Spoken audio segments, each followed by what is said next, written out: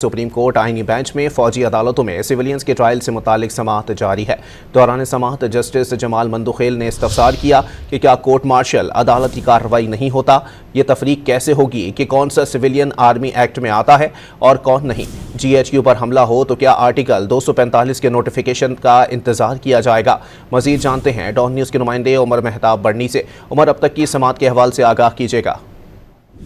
जी बिल्कुल, supreme court के justice Aminuddin Khan की सरबराही में 7 रुकनी आईनी बेंच फौजी अदालतों में सिविलियंस के ट्रायल के हवाले से इंट्रा कोर्ट अपीलों पर समाअत कर रहा है। दौरान समाअत बानी PTI के वकील उजैर भंडारी जो हैं वो अपने दलाइल अदालत के सामने रख रहे हैं।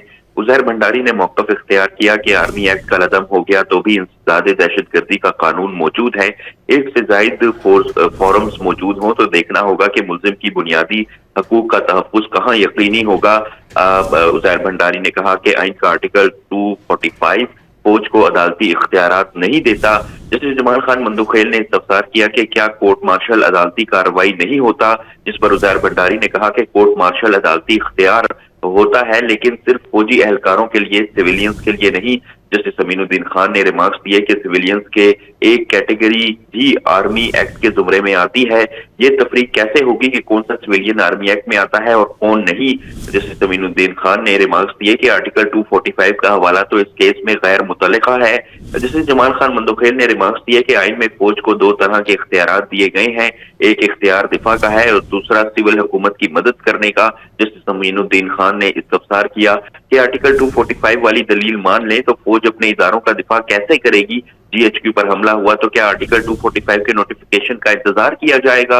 वकील बानी PTI की जानिब से कहा गया कि कोई गोलियां चला रहा हो तो दिफा के लिए किसी की इजाजत नहीं लेनी पड़ती। जब हमला हो तो पुलिस और फौज समेत तमाम इदारे हरकत में आते हैं। सुप्रीम कोर्ट माजी में लियाकत हुसैन केस में यह नुक्ता तय कर चुकी है।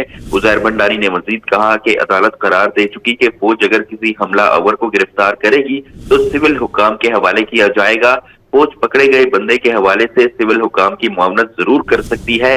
हर इदारे को इख्तियारात आइन से ही मिलते हैं।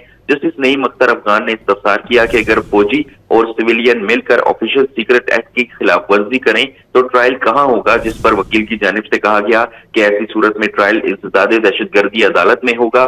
जस्टिस जमाल खान मंदुखेल ने रिमार्क्स दिए कि आर्मी एक्ट बनाने का मकसद क्या था, ये समझ आ जाए तो आधा मसला हल हो जाएगा। आइन में इसको वाज़ेह लिखा है कि आर्म फोर्सेस से मुतल्लिका कानून। दौरान समाअत जस्टिस हसन अजहर रिजवी ने बानी PTI की जानिब से 9 मई की मुजम्मत का सवाल उठाया और कहा कि कराची में कर्फ्यू लगने पर फौज आती थी तो लोग फूल फेंकते थे। एक ही दिन में GHQ समेत मुख्तलिफ मकामात पर हमला हुआ।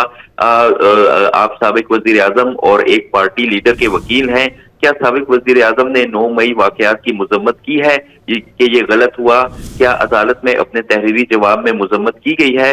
वकील की जानिब से मौक़िफ़ अपनाया गया कि बानी PTI की मुतफर्रिक दरख्वास्त अदालती रिकॉर्ड का हिस्सा है। बानी PTI ने 9 मई की मुजम्मत अपनी तहरीरी मारूजात में की है। बानी PTI ने कहा है कि जो जिम्मेदार हैं उन्हें सजा दी जाए। मुजम्मत करने का भी मतलब नहीं कि बानी PTI सरकारी मौक़िफ़ तस्लीम करते हैं। जस्टिस हसन अजहर रिजवी ने रिमार्क्स दिए कि मुजम्मत करना अच्छी बात है। इस वक्त समाअत में कुछ मुख्तसर वक्फा जो है वो किया गया है। वक्फे के बाद समाअत के दोबारा आगाज पर उजैर भंडारी अपने दलाइल जारी रखेंगे। जी बहुत शुक्रिया उमर।